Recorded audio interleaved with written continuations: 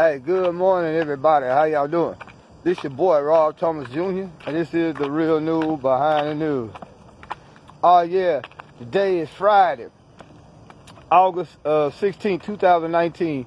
And very briefly, man, we just going to give y'all a quick rundown on two stories that we all should be asking questions about.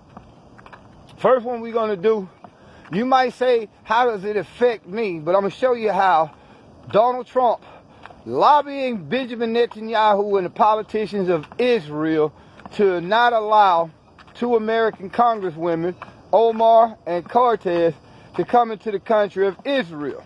Now, we as black people, you know, and again, we don't try to stroke racial tensions, but being a black man, I'll be a fool not to talk about issues that affect black people. Now, we as black people should really understand this and get to understand the similarities that we deal with here in America and the Palestinians deal with over there in Israel. One of the main reasons that those two congresswomen was trying to go to Israel is because they wanted to see the treatment, the living conditions, and the plight of the Palestinians over in Gaza and the West Bank.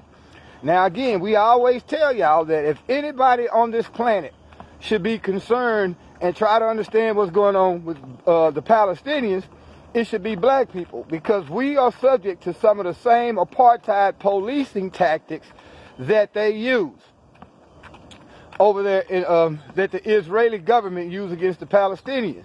You see what I'm saying? Our police here in America get a lot of their training and a lot of their tactics from the Israelis, who perfect their apartheid oppression on a daily basis against the Palestinians. So the mainstream media is going to spin it one way, as if these people are anti-Semitic, but guess what?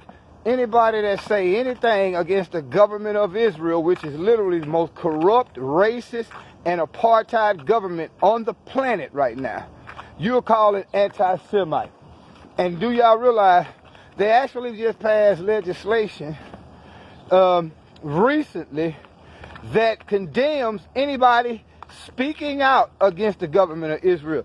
Did you know in certain states here in America, if you're a private contractor, you cannot get federal or state contracts unless you sign an oath of loyalty to Israel, saying that you will never boycott or divest or put sanctions on Israel. That's what the BDS movement is all about. We need to get behind that movement, because Israel literally is an apartheid state. They worse than South Africa.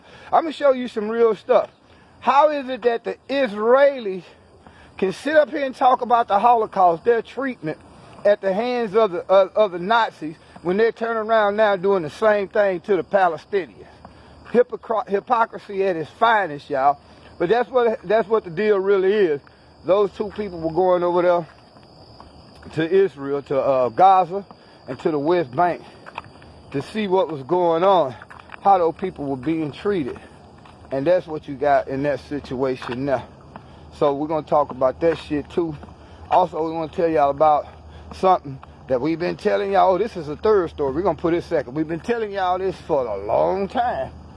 The one thing that all these mass shootings have in common here in America, there's been damn near 50 over the last 20 years. But the one thing that they all got in common, outside of guns, believe it or not, is the majority of the shooters were on antidepressants. Don't they tell you in the side effects warning that violent or suicidal behavior is one of the #1 side effects of antidepressants? And then you wondering why this white boy in Ohio, who was on cocaine, alcohol, and antidepressants, went in there and shot up all these people. All these other mass shootings, the one thing that links them all together, outside of them being white pretty much, is the fact that they all were on antidepressants. So y'all need to ask questions about this shit that these doctors prescribing to you at the behest of the pharmaceutical companies, and how the pharmaceutical companies are allowed to sell these dangerous ass products because they are lobbyists for the politicians. Basically, your politicians get money to pass laws in favor of these pharmaceutical companies being able to pass off these dangerous medications known as antidepressants and other vaccinations and all that. Now, thirdly, we want to give y'all the latest on Epstein's situation, and even the coroner up there in New York had to tell us that, yeah, it looked like he was strangled. But maybe he's just telling us that because he's been forced to tell us, because I don't think personally Epstein is dead.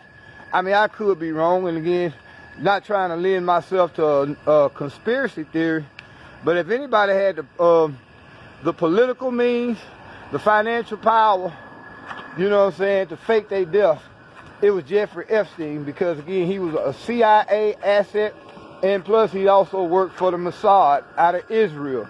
And his job was to get all these powerful politicians, clergy members, entertainers, in compromising situations with little girls. So that way, if they decided once they got in office, or as long as they was in office, they ever try to go against the interests of Israel or some of the big pharmaceutical companies, some of the big military industrial companies, if they ever try to go against anybody in a powerful position to lobby the politicians, they were going to be exposed. So this is why you see a lot of these fake and fuckery ass laws being posed.